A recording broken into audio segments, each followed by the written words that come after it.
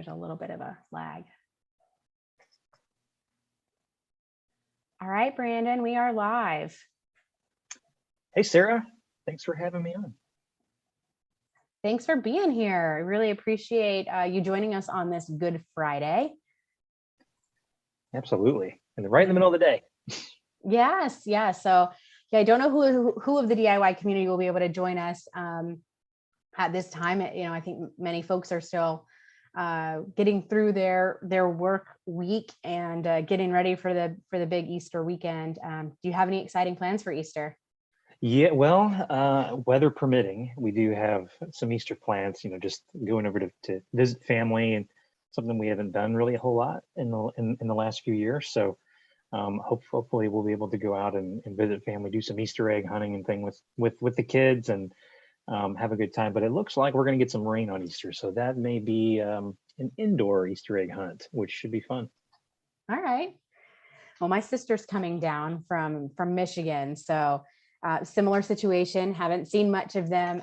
Haven't seen them at all actually in 2 years. So she hasn't actually met my baby yet. So he turned 2 in January. So we're really excited to have them come visit us and get to hang out with the whole family. So they're coming down later this evening, and we'll get to spend the weekend and then into next week with them. But we're supposed to get some rain over Easter Sunday too. So we'll see what that's going to be like. Isn't it rainy season, almost rainy season in South Florida now? Surprisingly, this is supposed to be our dry season. And it's been a really weird weather year. I was reading an article the other day from the ag community within Florida. And it was an article from a peach grower.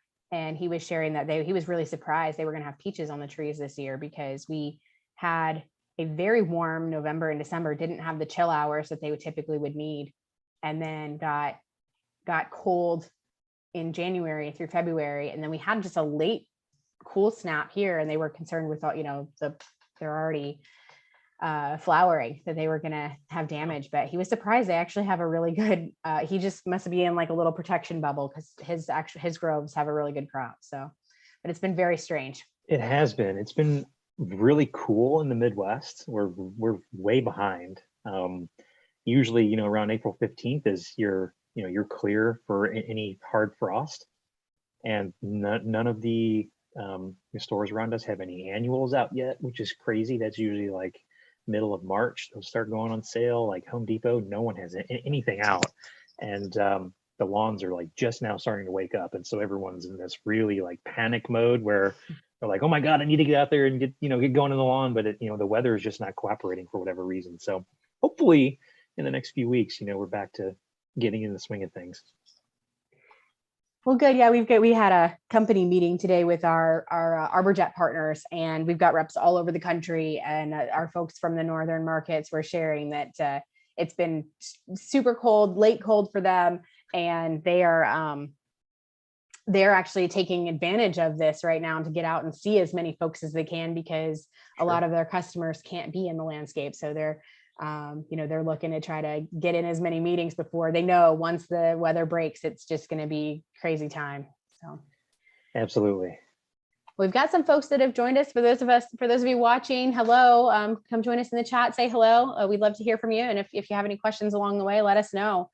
But Brandon, if you can kind of get past the weather conversation here, we'll get into lawn. Although we were talking earlier about how much weather impacts your experience in the DIY community, from obviously impacting the application, but then sort of affecting when you're able to shoot your videos, when you're able to share your content. So certainly relevant conversation. But I wanted to start off with you kind of talking about your journey. What got you started in lawn care, and then just kind of have you share a little bit about your journey along the way from start to where you are now. Yeah. So, I mean, I guess, to kind of go back from, the beginning of time, for at least my time, and how I got started in lawn care. I grew up, mowing the lawn. I think a lot of people share this same sentiment. And I grew up in a single parent household, so the lawn was kind of my job to maintain, even though I loathed taking care of the lawn as a kid because it was a chore. I would have much rather been, in the house playing video games and doing way other, fun things. But that's how I got started in lawn care. As I got older, I started to appreciate it more.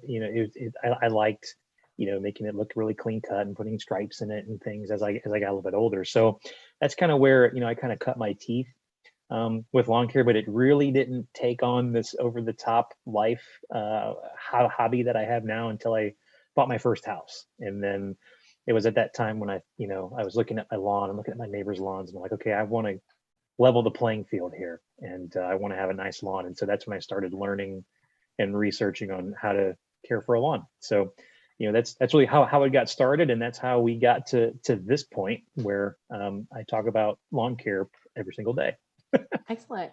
It's so funny how the things that we can't stand as children sort of end up becoming a big part of our lives. Later on, I shared last week in our live session with PJ from Girls Lawn, that this is Ecologel is a family business, and I grew up with hydrochain. I grew up with Ecologel. My dad brought the product into the United States when I was 5, and I can remember times sitting on the living room floor and folding envelopes and stuffing them for stuffing letters to prospective customers and putting labels on bottles. And when I got to the point that I was starting to think about a career, I remember kind of having that, the people would say, do you want to get involved in the family business? And I was like, no way. My dad works too hard. You'd have those like, my dad works way too hard. I don't want to do that. But here I am. So, and I've been an official member of the Ecologel team for 11 years now. Yeah, it's funny how things come full circle, right? Absolutely. Yeah, I'm sure my kids will dislike doing lawn care as much as I did at their age. We're almost there. My son hates pulling weeds, and I was sharing that with PJ last week too. It's like I keep trying to tell him, like, it's such a great experience. You get to control this environment. You get to take this environment from something that's chaos and turn it into what you want it to look like. And he doesn't quite understand that, but maybe one day he will. Yeah, one day it'll be therapeutic for him, I promise. Yeah. So, I get how you got into lawn care, and I get the whole concept of it. It was your house, you owned it, you wanted to have the best looking yard that you could. But how did you go from doing the yard yourself to wanting to get into or starting to share content and starting to share what you were doing with others? So yeah, I think there's a couple of reasons for that. I was actually, as I was learning to do lawn care, like most people, I resort to YouTube and blogs and things to pick up on what other people are doing or to get just some general tips on how to do, lawn care better, right? I think probably the most Googled thing for lawn care is how to fix my crappy lawn, right? And that's kind of where you start down the rabbit hole of watching these videos. And so I was getting a lot of questions from neighbors and people that would drive by, as the lawn improved. I went from having a terrible looking lawn to eventually having a really, really nice lawn. And a lot of people would ask me, what did you do? How did you do this? And I would share some information, and for some people I would see their eyes gloss over and they would check out and they would just, oh, okay, yeah. But there were a lot of people who were interested and wanted to know more. And so I kind of just one day thought maybe I should start my own YouTube channel doing lawn care, because I get a lot of questions from people, especially in the Midwest, where it can be challenging to grow grass. And so I started doing content that way through YouTube and Instagram on just kind of how I got from where I was to where I am now, and just some general tips on what I'm doing in the lawn. And that's pretty much all the content consists of. Yeah, I really appreciate your videos. You're so great about being able to take something and just kind of break it down and explain, okay, this is what I'm doing. This is the rate you need. This is you give people the details and the information that they need, but in a really digestible format. And I think that's great for other people that are watching and looking. It's like, you've done the research, you've done the homework, you've done it all yourself. And then to be able to share that is like, hey, I just was watching your pre-emergent video that you just put out, and giving those quick tips of these are the things you need to do could save a lot of people a lot of other heartache. True, and you try to be practical about it too. You try to get right to, here's the data, here's the, the piece of content that's most important, and get right to the point.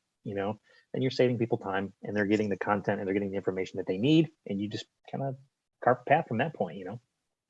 Hey PJ, I see you in the chat there. Can't give them too much at once. Yeah, definitely. That's always a challenge, right? You have so much information you want to share, and it's like, oh, I have all of this to give, but helping people to digest. Sometimes she and I were talking last week about her videos being so super short, which is great for people that are just looking for that quick tip. Yeah, so early on, I was very guilty of putting these 20-minute videos together, and you lose your audience retention if you make videos that are that long. So I've learned to break them up into smaller videos, shorter, between 5 and 10 minutes, but show the process and then show the result all in one video. And that's, as my content has evolved, that's really what I really focused on, is making it, more of a soup to nuts type of video, where it's here's where you start with it, here's where it ends, and here's everything in between in a compact short video. Thanks for watching. Right? Yeah, that's great. That's great, because that is one of the challenges I think we see out there in the community sometimes, where people will do a video and if you've got something that's here's my application, tune back in, see the results, and you never get that results video. So you're like, what happened? Right. Was it good? Was it bad? We don't know. Tune in next time, and it's, that's annoying, because most of the time people are watching you for answers, and you didn't answer the question, right? And so I've learned that the hard way. So so you've kind of gone through another aspect of your journey, looking at you started sharing content, you've become an educator, become an influencer within the community, and now you're going to start, or you've recently started a lawn care service. You're doing it for other people. What was the transition? What took you to that step? Sure. So you're kind of tracing back kind of the snowball effect of what's happened here. Yes. And so, when it began, as I mentioned, I had people who would, in the neighborhood ask, what are you doing here? Okay, I put some content together and for people to view. Now I've gotten to the point where I have people, sending me emails all over town, asking me questions. Can I come help them?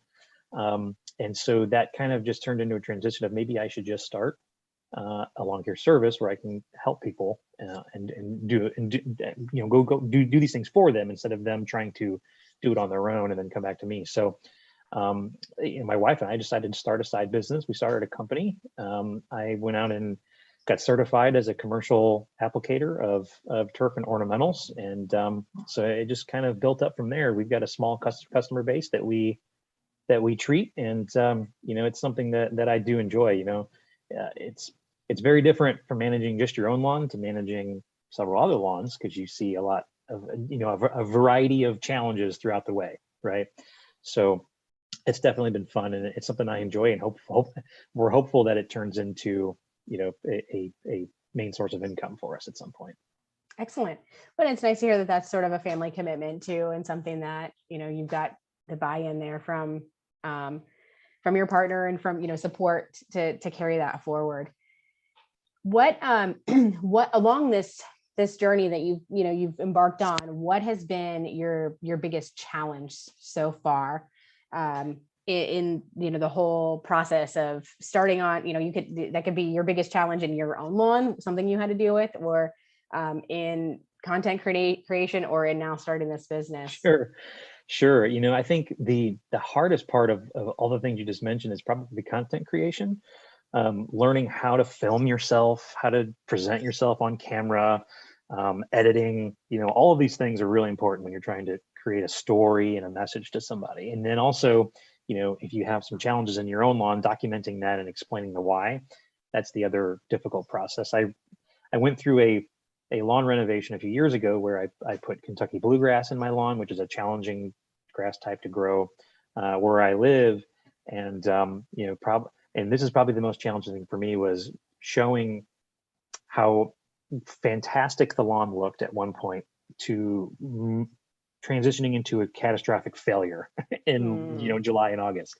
But it was a learning experience, and I showed how to, allow your lawn to recover from something like that. And it was all fine. By September, the lawn was perfect again, and we moved on. But it's the learning process of creating content, learning how to tell a story, bringing some value there, but then also to document those types of challenges. And so those are two things that I've been faced with so far with, turf management, and then also with content creation. Mitigation, content creation is a beast. Yes, it is.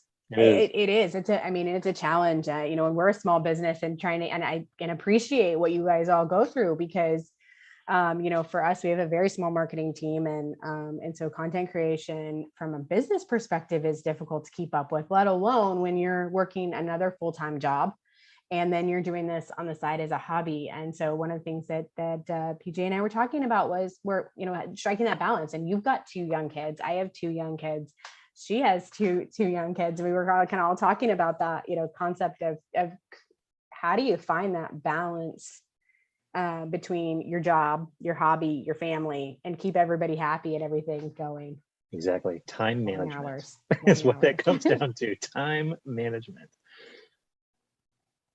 Yeah. If you just said long hours are put into it, she and I were talking about staying out, those moments when you're up at 2 a.m, finishing a video, because you want to put the kids to bed first and then go back to it. So have you found that, what have you found works for you, in time management? What have you found works really well for you? Yeah, I have to create my own hours when I'm doing these sorts of things, because of course, family is first, right? I don't want to take time away from my family, because I do enjoy the content creation portion of this. I do enjoy editing videos. And then once I publish a video, I enjoy getting comments and things from people, because people are out there actually taking time out of their day to watch my content. So I want to give them something valuable. So I either get up really early in the morning, one day throughout the week to edit a video, make a thumbnail and upload, or I'll stay up late and do it right when everyone's asleep. So I'm not taking time away from, family. And so they're not having to put up with all of that. Right. So sure. I carved some time out in the schedule where I don't have to really have it in the back of my mind that I'm really should be, playing with the kids or running an errand or whatever the case may be. Right. That's excellent. I joked the other day, I'm currently serving as the president of the Florida Nursery Growers and Landscape Association. And I was joking with our CEO the other day that I needed to schedule a meeting with myself so that I could block off the time on the calendar to accomplish a project. So I know we've all been there, right? You would not be the only one. Yeah, you would not be the first. For sure. Well, I can certainly appreciate, you talked about this challenge, and what I think is so amazing that you all do in the DIY community is own your failures, and you own it publicly. And that's such an amazing part of the experience, is to be able to say like, hey, I did this. It didn't work for me. I took this, you just said, I took this beautiful lawn and I'm changing it out. And right now it looks like crap, and I'm having to deal with it. And so that's just such an amazing part of the community, and embrace the community all have embraced all of the creators for doing so and for owning that. But was that a difficult thing to do, to be able to be like, look at, to be able to say like, God, I really blew this job. I did this, messed up this application, or True. It was difficult, but I think, you set an example of what not to do. Because I think there's a perception at times when we're looking at these beautiful lawns on the internet, and it's not peaches and cream all the time. Failures do happen, and you need to document that just to show. I took these steps and I got these results, and it turned out really, really good. Or I took these steps, made a couple mistakes along the way, and this was the result, right? So you're showing people what can happen when you either you apply a product incorrectly, you over apply products, or you plant the wrong grass in the wrong place. And that happens quite often, where people want to plant, a cool season grass type in the South, and you can't do that, right? Or vice versa. Someone wants Bermuda in Minnesota, it just, those types of things they fail. And so, I think it's good for us to not only show, that our lawns are not perfect all of the time, right? Sure. There's a lot that goes into it, and there are failures along the way, but that's just kind of life, right? There are ebbs and flows, just as there are with anything else. Absolutely. Hey, Joe. I see Joe Aiken has joined us. Joe is one of my colleagues with the ArborJet team. So he's talking. It's got wild kiddos as well, so he could It's appreciate. anarchy all the time. It's That's right. anarchy. You're never off the clock, you know? That's right. That's right. So, to the flip side of the biggest challenge, what do you feel like has been the best part of your journey so far? What do you really enjoyed the most out of this whole part of your life? Oh, for sure. If we're talking about just, content creation, I think it's a lot of the relationships that I've been able to make with people all over the world, right? That tune in and can connect with us on the content that we make. I've made some pretty good friends along the way, and that's something I really didn't expect. And then of course relationships with companies like yourself, right?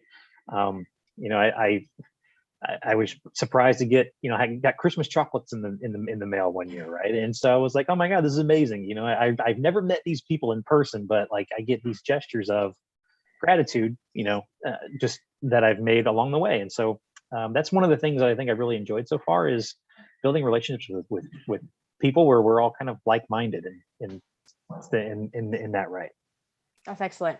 That's such it's an amazing characteristic of the green industry or the horticulture industry, is that in general, and going back to my role as president of the association down here, is this industry is like none other. I mean, wholesome, down to earth, just good people, and everybody seems to kind of want to look out for each other. You don't have, other industries are so cutthroat, and we have that conversation regularly among the association. It's amazing to have competitors coming together and sharing tips and sharing ideas and wanting to see, for the most part, you have the outliers in that, but for the most part, everybody wants to see each other succeed. They want to see things work out for the betterment of the industry as a whole.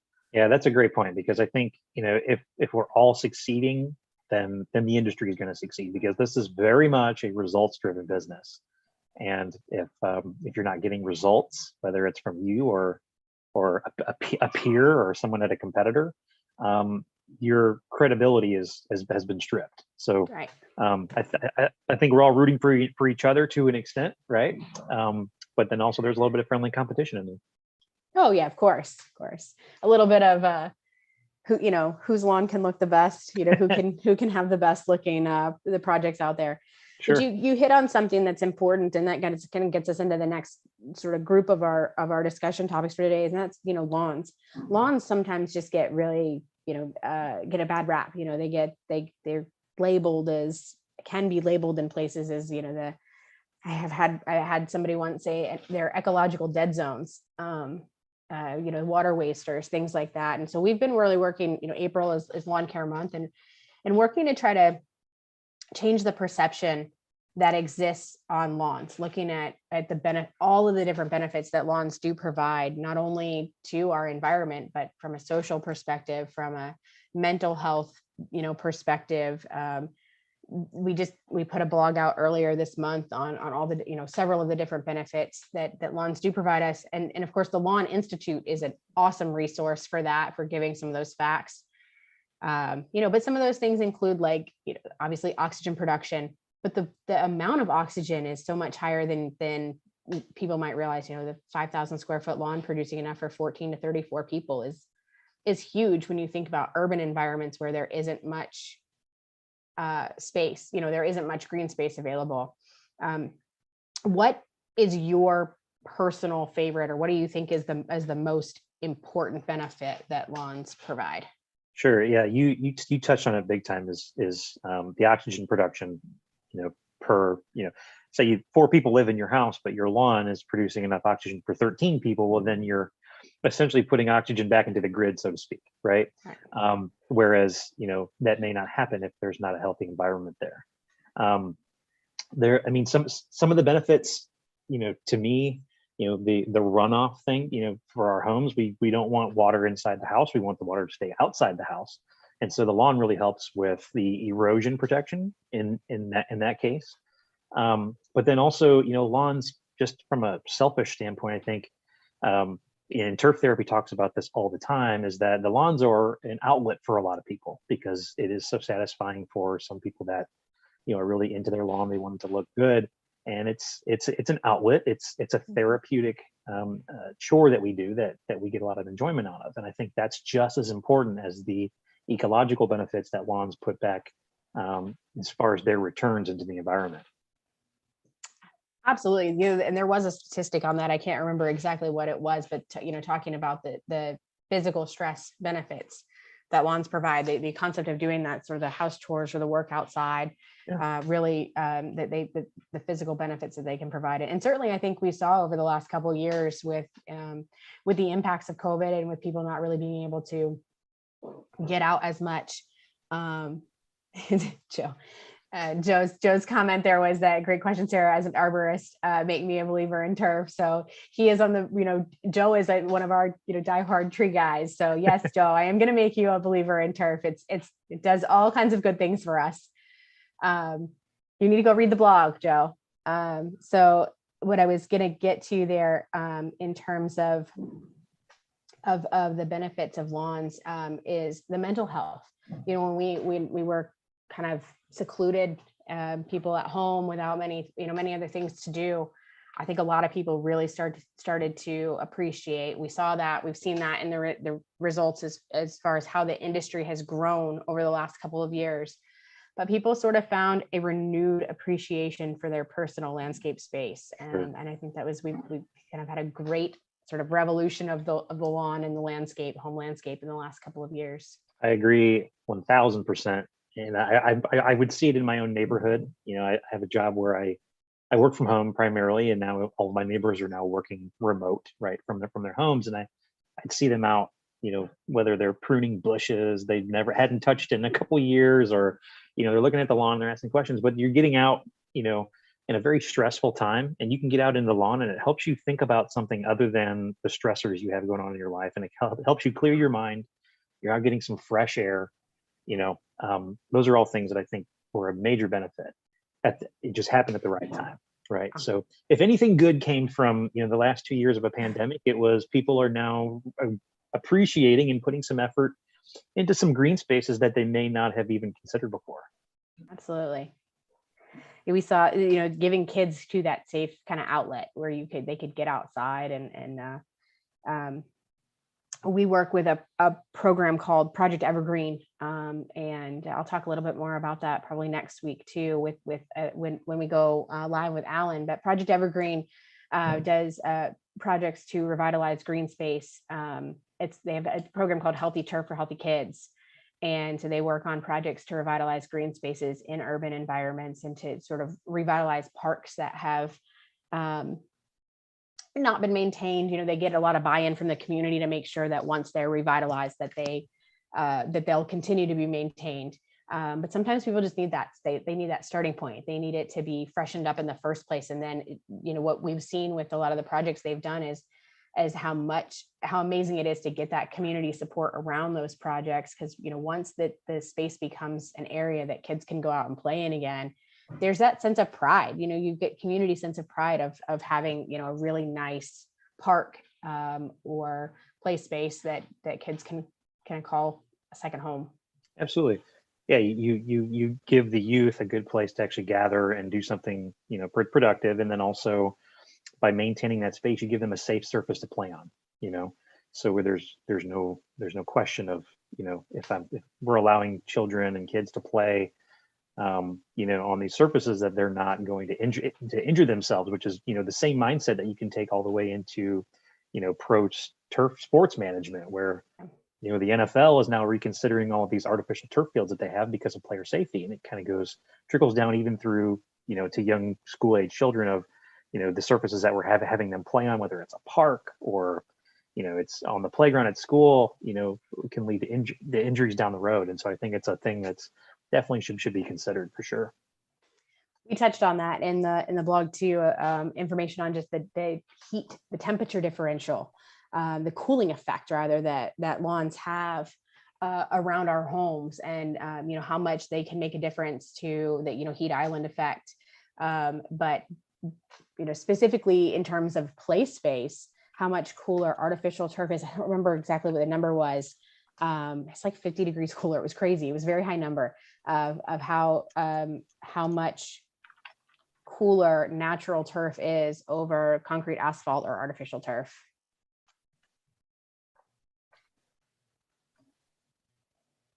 So Brandon, I kind of wanted to, we all know that within the community, everybody loves their lawns, and that's what has really brought this community together. We're sort of preaching to the choir a little bit with regards to the benefits of lawns within the community. But I did want to ask you some questions about getting started with Ecologel products. You're a bit of an outlier, I guess, in the community in the sense, or you're a front runner, I should say. Many folks have shared their experiences with Hydrotain, but you found the BioPro line pretty early on and started playing around with some of the BioPro fertilizers.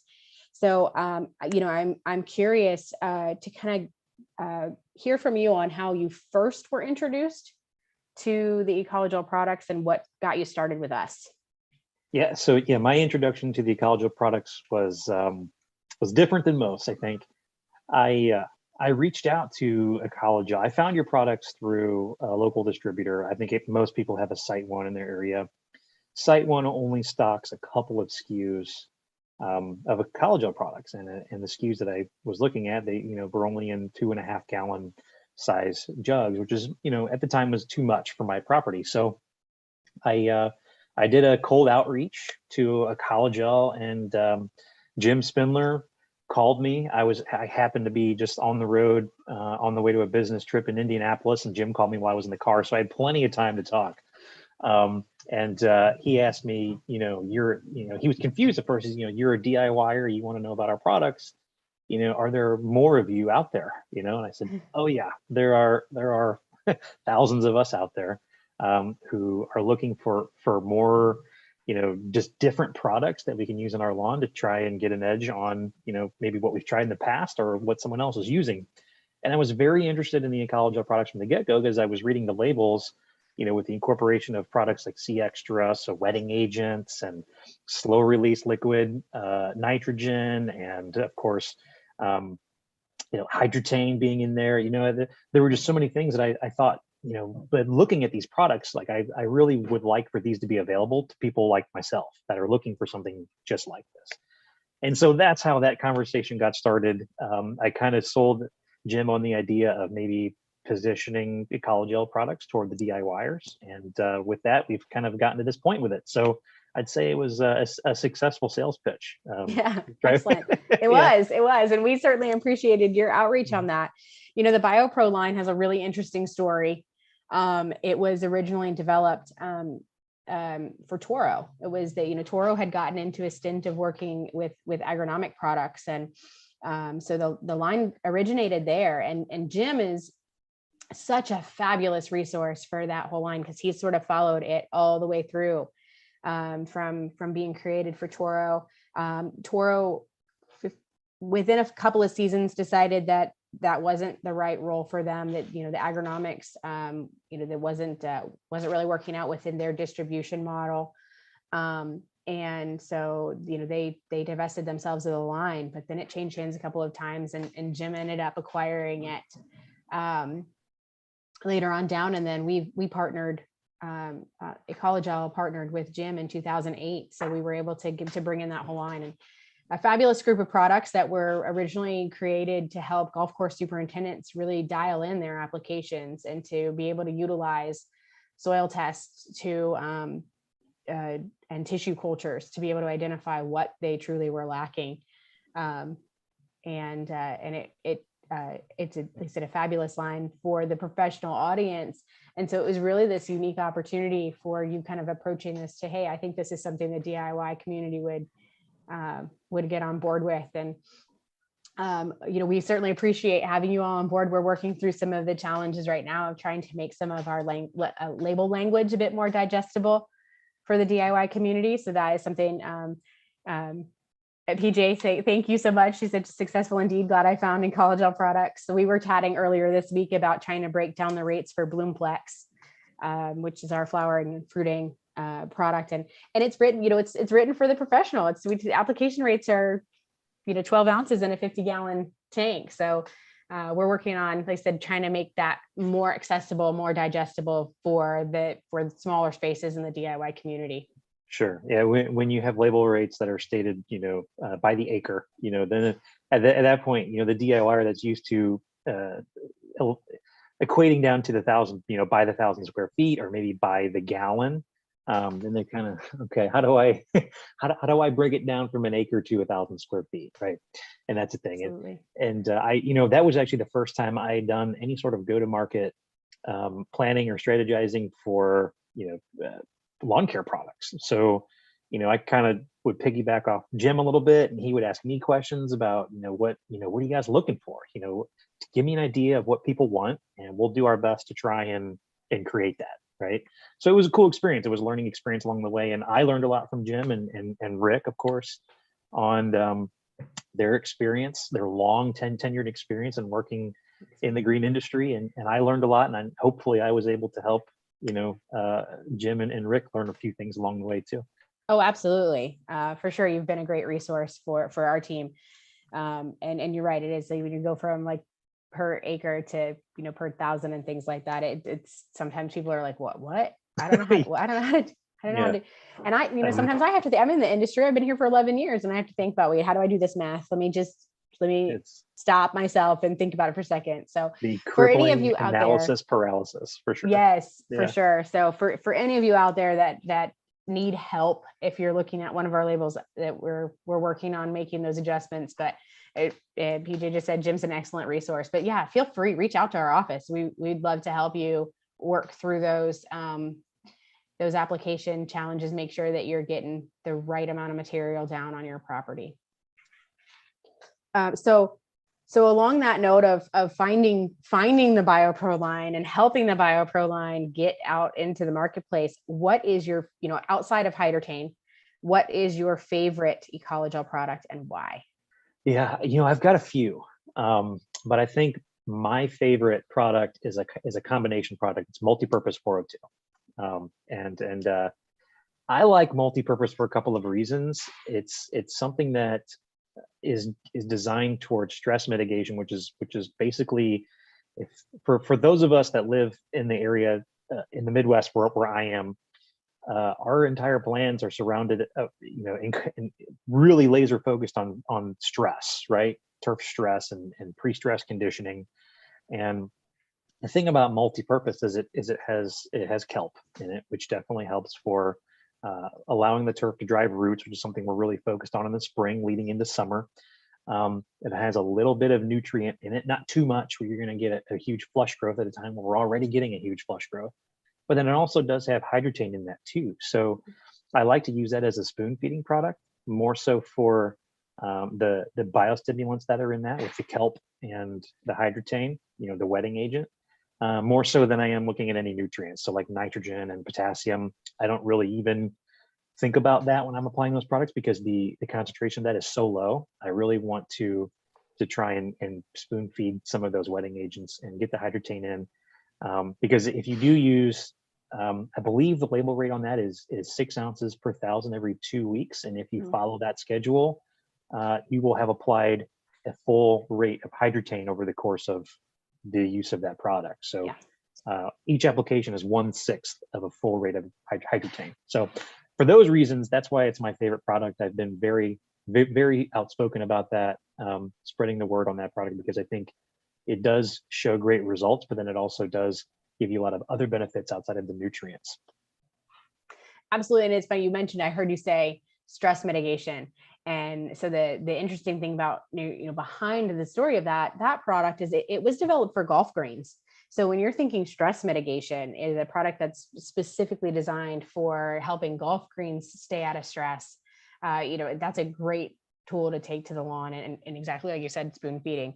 Oftentimes we will recommend with that product, starting out early in the season with a full rate of Hydratain and a full rate of Cytogrow, and then allowing Multipurpose Plus to essentially be your, like I said, spoon feeding. It's going to help keep up with what's being broken down. Hydratain, of course, is biodegradable. It's being broken down by soil microbes. It's a food source for soil microbes, which is a great benefit that Hydratain provides. beyond water conservation. But as Hydrotain's being broken down, the multipurpose plus application every couple of weeks is sort of putting back what's being broken down by the soil microbes. I wanted to chat with you for just a bit about the Pro app. I know that the Pro app is a tool that, you know, you've really gotten behind, one that you have enjoyed having access to, you know, having the opportunity to use. Can you share a little bit about that? Just, you know, your thoughts on the Pro app and why you like it. I was interested in the Pro app long before I started using one. The main reason is because I've tried a lot of hose end sprayers for, you know, soil drench applications, most of which have ended in failure. There are some other products I've tried. We won't name them now, but you know, essentially it was wasted money. You know, whether it would be in the first application or within the first few weeks of using that piece of equipment, it just failed. I think a lot of other people that have used those same types of pieces of equipment will definitely level there. But I wanted the Pro app one because I've seen it used in other arenas. You know, like golf. The golf industry uses it for syringing on greens. It's a piece of equipment that's used a lot for wetting agents, especially for pellets. And so I was interested in that and trying it on a home lawn, since, you know, I do use it regularly, at least bi-weekly, if weekly. And I wanted something that's going to last. If they're using it on a golf course, there's a good chance that it's a good piece of equipment and it's going to last because they're using them a lot, right? And so the Pro app, you know, the thing I like about it, one is the durability. I know it's not going to fail on me in the middle of an application, but then also the accuracy for the Venturi system that's in it. I know that it's going to use whatever I'm breaking down into solution, right? Whatever is in the piece of equipment is going to come through, and it's actually going to come out in the amount that I want it to. And that's big because a lot of applications that are meant for soil applications are not meant for accuracy. But the problem is, how quickly do you move throughout the lawn when you're applying these products? Because if you don't understand how quickly the product is going to, you know, be distributed throughout as you're going along, then it's hard for you to actually make an accurate application. So the Pro app has been, you know, for what it costs, right? You can try all the other hose ends that are out there and spend twice what a Pro app is going to cost you. I think it's $149 at the Ecologel store, or you can just buy once, cry once, get a good piece of equipment that you know is going to work. It's not going to fail on you, and just move on. And that's my position behind the Pro app. I've never heard that. Buy once, cry once, but I like that. Make the investment, get over it, and then be happy about it later. Absolutely. Yeah. And I'm gonna shameless plug here for a minute, but the Ecologel store is back up for those who have been waiting for it to come back. So the Pro apps are available again through the Ecologel store that just went live again this week. So they are back up and available to you all there. You know, it's interesting you talk about that, the accuracy and there is nothing more frustrating than trying to do an application when you've got product in the tank and you can watch the Venturi system. You know, the system isn't siphoning, it's not picking up the material, and you're standing there and you're watering and you're like, I just did half my yard and nothing's moved, or, you know, I've been trying to water this bed and I'm not getting anything out of it. That's a lot of times when we're using products that have micronutrients or miners in them or slow release, they can tend to be a thicker type of liquid. It will tend to clog up the cheaper pieces of equipment, where the Pro app, it's never been an issue, right?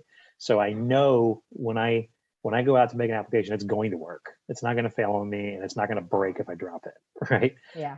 And those are the main benefits, to at least to me, having the peace of mind of knowing that I'm going to go out and make this application, I'm not going to do it incorrectly, because I know the Pro app and I know it's going to work well. And you set it once and you can leave it there, right? Right. And right, it's you can actually take the settings, you can remove that part so that you can't accidentally bump it or change it. Exactly. Which is nice. You know, I did kind of touch on this just a minute ago. We've been chatting a lot about with Hydrotain, you know, going back, and I know you you got involved with the BioPro line, and you've done such a great job of getting that line out of it, creating awareness around it. But I know you're also, you did a great video kind of breaking down Hydrotane and talking about what it is and what it isn't to the community, which was an awesome video. But one of the things sometimes people kind of get stuck on with it is we talk a lot about water conservation, water savings, the ability to cut back on watering with Hydrotane. And so sometimes people have a tendency to get stuck in like, oh, well, I'm not in an area that has drought. We don't, we get rainfall. And so there can be sort of a misconception about how to use Hydrotane, when to use Hydrotane, or why. And so we just put out some information, I think it was last week, about, what benefits Hydrotane provides beyond water savings, beyond, just helping you to not have to water your lawn as much. And I think that's kind of a missed or a lost benefit on a lot of people is not realizing how much water plays a factor in all aspects of your lawn care. You can have the best fertilizer program, you can have the best pest control program, and if your water management isn't there, eventually one of those other two things is, it's going to fail. What have you found to be your sort of favorite benefit of Hydrotane thus far? Sure. Yeah, I can touch on that a little bit. I can really only speak to personal experience from where I live, where we have very heavy clay, fine particle soils, right? Soils in other parts of the country, depending on where you live, may have more dense particles that hold water better than others, or you may have a sandy soil that doesn't hold water very well. And so we try, yeah, that from experience. I know that. So it's hard to really say, okay, you need to water your lawn for X amount of time in order to adequately water your lawn, because everyone's soil type is going to hold water, and the water holding capacity is going to be different depending on which region you're in. So my favorite thing about using Hydrotane is that the clay soils where we live, the way they retain water is that it tends to run off quite a bit, because the water doesn't want to penetrate down into the soil structure and get down to the root zone. It tends to sheet off and run off into other places. So with incorporating a wetting agent along with the Hydrotane, it helps hold water down where I want it to for a little bit longer, and that allows me to ease up on the watering a little bit, because I'm not, if we get a really heavy storm, a lot of that water is not going to penetrate the soil surface. It's just going to run off because it's too much water too quickly, right? So the watering practices where I live are a little bit different, where we're watering light in the early morning. The Hydrotane will allow me to kind of draw that water down where I need it to be. And the reason I made that video that you mentioned is because I think there were a lot of videos with some misinformation about how Hydrotane will pull humidity from the air and bring it down to the root zone, right? Which is certainly not true. You need water there for it to encapsulate and be available to the plant. And so that's the biggest benefit for me in a very heavy clay soil, is I need the water to stay, not run off. And that's the biggest benefit, at least from my own perspective, right? For someone that lives in South Florida, it's going to be very different. Right. And your management practices are going to be very different, but we all try to incorporate it in some way, shape, or form.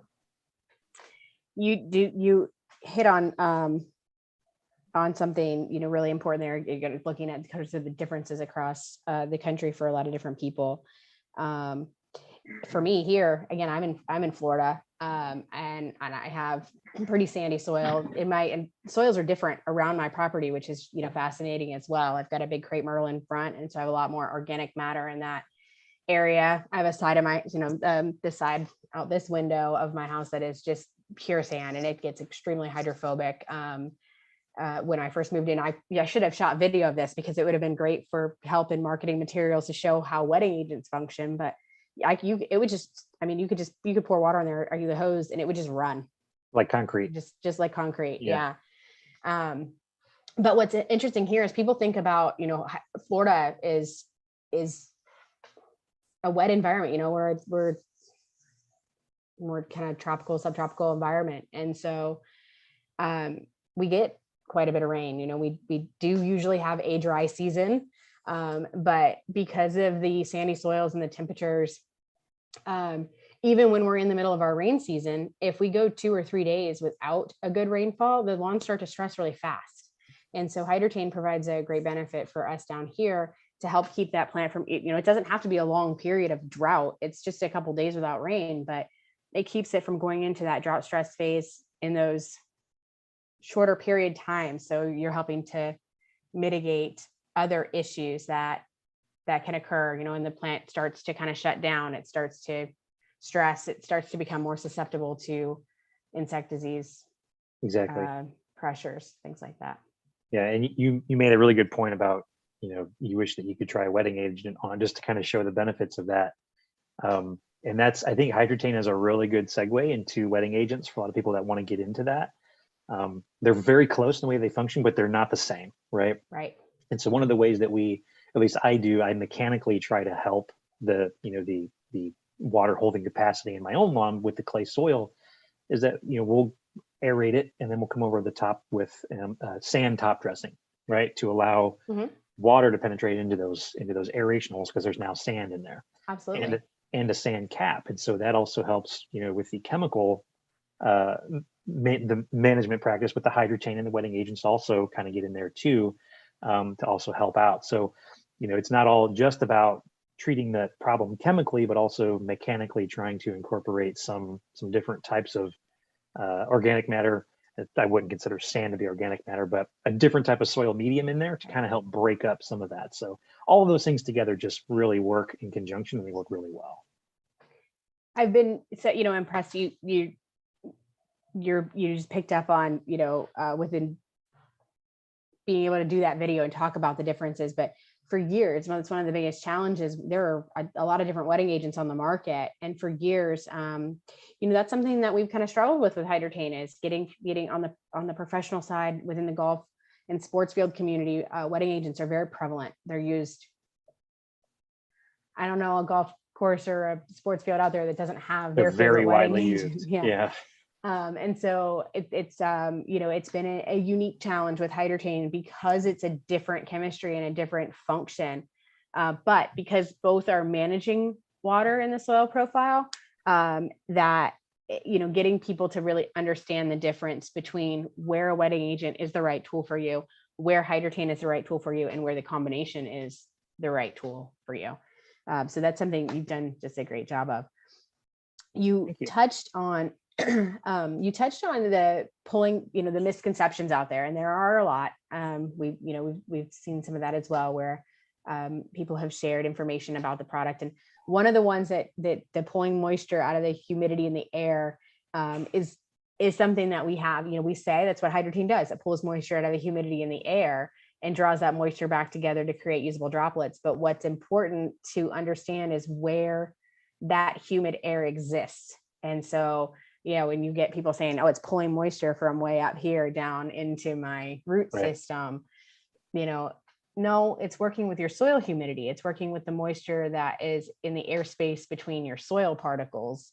And I think when when people get that, it becomes so much less mysterious, right? It's so much more understandable. It's not magic. It's not pulling humidity from the atmosphere, and can help people understand where it does make sense for them, even if they're we get that question a lot. I'm in a really arid climate. How can hydrotain work for me?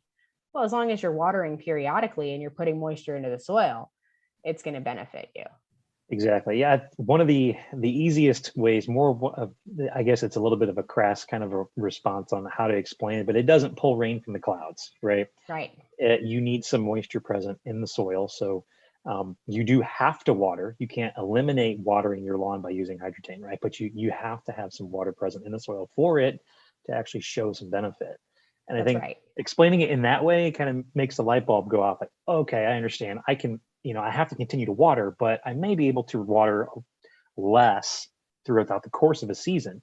But that all depends on how much annual rainfall you get. And I've actually done videos too on how to go and use some resources to show how much annual rainfall do you get in your area per year. What's your average temperature over 90, how many days below freezing do you have? And you can use those types of pieces of data to manage a lawn plan.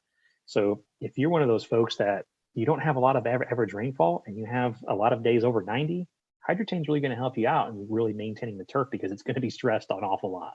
Right. And so that's kind of the driver. And I think once that concept kind of clicks to homeowners that are really into their lawns more so than some that aren't, that's when they really turn a corner and say, okay, I know what I'm doing with it now. Now I can definitely get a better result out of it. Because if you're going to spend the money on a product, you want to use it correctly. That's right. And you want to understand what are you getting out of it. I think you just kind of hit on something is, again, going back to that conversation of it just saving water. It's really more about mitigating stress. It's really more about managing that stress factor that happens in between irrigation cycles, or for a lot of folks that are under watering restrictions around the country, maybe you can't water more. It's not necessarily about a saving opportunity, but about getting through that stress period with a much healthier lawn that's going to then continue providing all of those additional benefits that lawns provide that we talked about earlier. So agreed, 1000%. So we've got just a few minutes left. I can't believe we've already been on here for an hour. It feels like we've only been talking for like 15 minutes. Sorry, this has gone so fast. I have the gift of gab, as my wife says, so I have a tendency to ramble. I'm right there with you. So I'm the talker in our house as well. So, but I wanted to touch on something with you. Is we for many in the community know that we have been teased a little bit a ambassador program coming soon, and we talked about it a bit at GIE, which I know you weren't able to join us at GIE, but we talked about it there. But you've been, an integral part of this program so far in having conversations with us, much like you did with bringing the BioPro line to market, helping us to understand, what are some things we could be doing to provide better support to the DIY community. And we'd started to see folks getting out and sharing information on HydroTain and doing these videos, and then now doing videos on Multipurpose Plus and Cytogrow and Bloomplex and the whole BioPro line as well. And so we started kind of thinking, okay, what can we do for this community, and reached out to you and got some great feedback. What can you share? I know you haven't seen it yet. It's coming soon. We have an announcement on that coming soon. But can you share a little bit about, why you got behind the idea of the program and were interested in seeing something like this come to light? Yeah, absolutely. There's a couple of really of key factors in why I wanted to get involved. One of the reasons I initially reached out to Jim about the Ecologel products is, one, I wanted to get some for myself, but I also wanted to bring new products to everyone else in the community, right? And make it available. And that's, I think, is something that is, is a great part of this community, is we're all kind of helping each other understand and find new products that can help, right? The other thing that I think, where a lot of companies, when they go to market in social media and they're leveraging their products with influencers or content creators, is they're very quick to put products out to influencers, but there's very little education by the way of how to use the product or describe the product. It's, here, try it out, document it. And, they're obviously, the agenda there is to sell more products. But I think as creators, we could benefit from the vendor actually doing some educational exercises, teaching the creators how to use the product correctly, because the last thing you want is someone using your product incorrectly or irresponsibly, filming it and putting it on YouTube for the world to see, where maybe the EPA can just find something, that they don't like. So that's why I think is great about, in the bits and pieces I've seen of the ambassador program, is it's not only getting the products into the hands of the people that can make an impact, but also educating them on how to properly use and describe or even explain the products, which I think is, like I mentioned, there's a little bit of a gap there in our niche. Yeah, we've seen that with regards to the products. And again, as I was just even sharing, when you go from a product line that's made for the professional market, and the products get picked up by the DIY community, there's a transition process there. And that's something, Lisa, we're working through right now with even labeling instructions. How do you make this easier, better, more digestible. And so that is a big part of the program. There will be a lot of like education, information, readily accessible labeling, SDS, Oh, yeah. articles, resources to the DIY community. And so that, that's a big component to it that will be coming out. In addition, of course, to the wanting to reward and support folks that are taking, I mean, you guys are taking your time, as we touched on. It's a lot of work to put these videos together and to edit. And as fun as it is, it takes, it takes your time. And we're appreciative of the fact that you are dedicating, we all only have so much time to give, and the fact that you all are dedicating some of that time to helping the world learn about our products. So we really appreciate that. Sure. So we are right at 4 o'clock. Again, I can't believe that went by so fast, but stay tuned, everybody. We're going to have a exciting announcement about the ambassador program next week, and we're going to sign off live now, and I'm going to give Brandon a little sneak preview of what's to come. So stay tuned. Y'all have a wonderful Easter weekend, and we'll look forward to seeing y'all back on here live next Friday. Thanks, Sarah. Thanks for having me on. Thanks, everybody. Absolutely.